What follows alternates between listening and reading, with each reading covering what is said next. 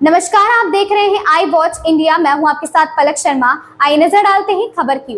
JMM सांसद महुआ माझी का कहना है, मोदी सरकार बिना सोचे समझे कुछ भी लागू कर देती है।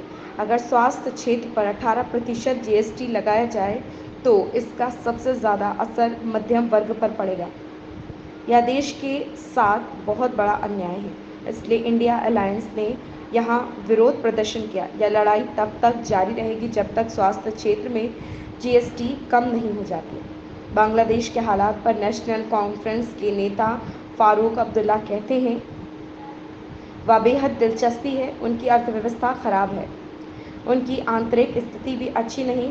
छात्रों ने एक ऐसा आंदोलन शुरू किया जिसे कोई नियंत्रित नहीं कर सका, ना उसकी सेना, ना कोई अन्यथा, या न केवल बांग्लादेश के लिए बल्कि हर तानाशाह के लिए एक सबक है।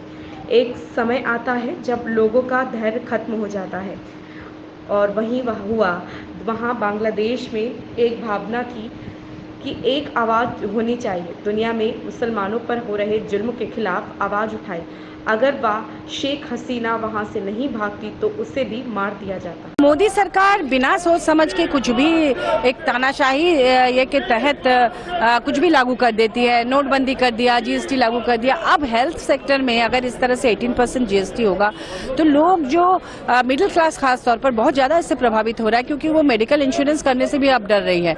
लेकिन वो लोग सबसे पहले मेडिकल इंश्योरेंस ही करते थे पहले, लेकिन 80% देख के उनको लग रहा है कि किसी और तरफ हम लोग अपने पैसे को सुरक्षित रखें। तो ये देश के साथ बहुत बड़ा अन्याय है, इसे अविलंब खत्म करना चाहिए। इसीलिए आज संपूर्ण विपक्ष ने, इंडिया गठबंधन ने यहाँ पर प्रोटेस्ट दिखाया, और ये लड़ाई तब तक जारी रहेगी जब तक कि हेल्थ सेक्टर में जीएसटी 18% से कम ना किया जाए। मैम, जिस तरह से हिंदुस्तान में लोग जीवन बीमा कराते हैं या मेडिक्लेम का भी अब यह है कि मेडिक्लेम भी लोग लेते हैं, तो आपको क्या लगता है कितने हद तक लोग प्रभावित होंगे?